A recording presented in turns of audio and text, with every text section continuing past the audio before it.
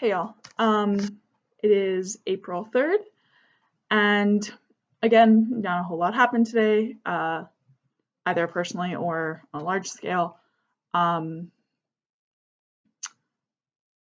I said yesterday we had hit over 1 million cases. There were, I believe, some more states that went on lockdown today, like officially. And again, when I say lockdown, it's not like, you must not leave your homes. I mean, it is like that, but like you can still go outside for essential reasons. And essential reasons include going to the grocery store, or going to the doctor, or going to the pharmacist, or exercise is still an essential reason. You can walk your dog, you can, do that kind of stuff. If you're an essential person, you can still go to the office. Not that you really want to, but you could. It's an option. They can't really stop you. So yeah, that's kind of all that happened today. In my kind of world, we are anxiously awaiting an email to see if we have to work tomorrow, just because we're kind of to the point where there's not a whole lot of work for us to do. I think I said before, there's always a point in tax season where the stress and the onus goes from the preparers to the reviewers. And I think we've essentially hit that point. Tax day is in 12 days. So if we're kind of operating as normal, we're more or less at that point anyway. So yeah, there's not a whole lot for us to do. So we're kind of hoping they'll say that we don't have to work tomorrow. We'll see. That'd be kind of nice not to have to. I mean, it's not like I don't get up on a Saturday because like I still have to like walk my dog or something, but yeah, that was. Although actually, this was an interesting thing. I had a nightmare last night where I got sick and no one was here to care for my dog. My dog she's a really big sweetheart, but she's a rescue and she has been in some very, very bad situations. So she really doesn't trust people that she doesn't know. I mean, like she's not aggressive at all, but she's just will run. She will run the first chance she gets.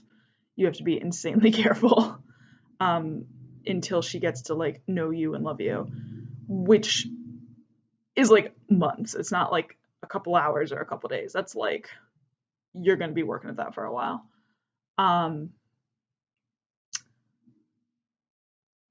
So yeah, and then I mean, which isn't that nightmare is not true. It's just a nightmare. Like if I were to get sick, my roommate, who's her, her stepmama, her co-mama, would come and get her. Like I said, their family already has a dog.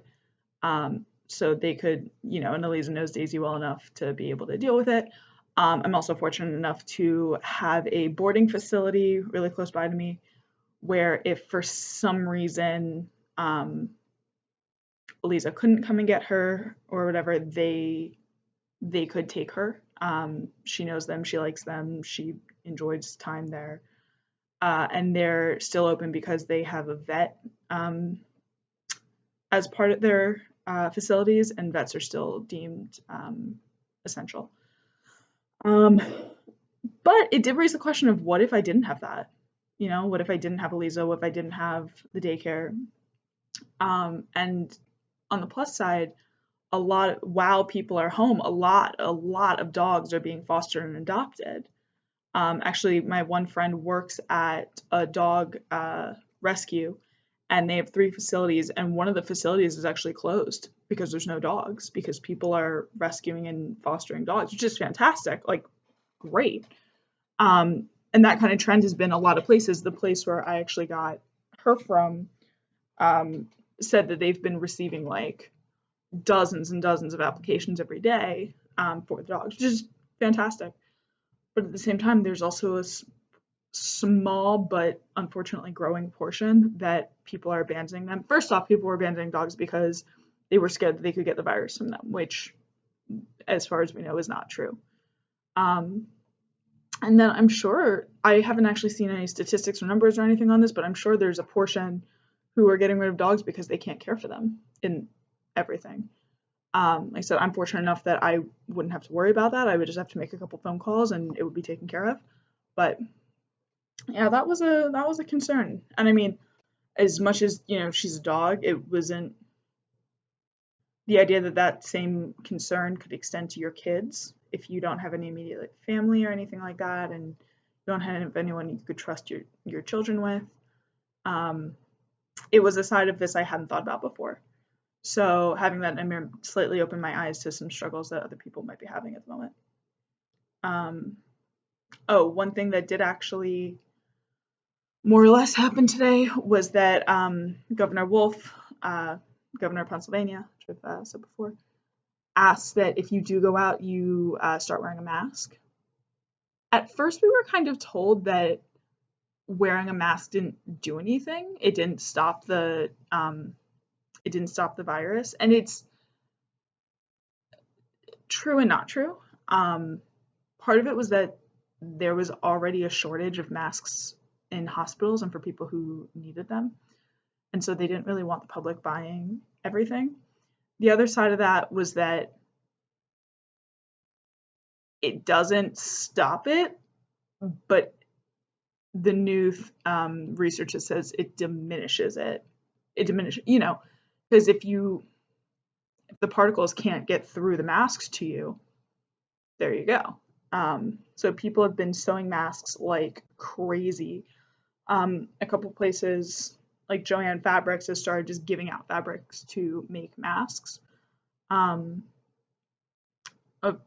Actually, the same friend who works for the dog rescue has a sewing machine, and she's been making sets.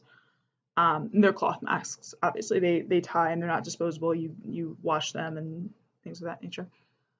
But other people who haven't had that, there are tutorials of like how to take a bandana and 2 hair ties, and you fold the bandana so it's like one long thing. Put the hair ties on it, put the ends together, and kind of like fold them into each other so that when you put it on, there's your face is adequately covered and the hair ties hook onto your ears. So I happen to have a couple masks that were actually Eliza's dad brought a long while ago, like at the beginning of the year. And they're not like N95 masks, which are like the ones that are really needed for hospitals and surgeons right now. They're just like the basic like blue masks. So I do have a couple of those. So if I do have to go out, I can do that. I do also happen to have a couple bandanas that I can use to do the makeshift masks as well. But yeah, I feel like pretty soon that's going to be standard requirement at all states. It's not at the moment, but I feel like that's coming. So, all right, y'all. I think that's all I have for today. I think I'm going to bake banana bread tonight because I have 3 bananas that desperately need to get used, and Passover's coming, which means starting Wednesday I can't eat bread. So we'll that's about it. All right, talk to you guys later. Bye.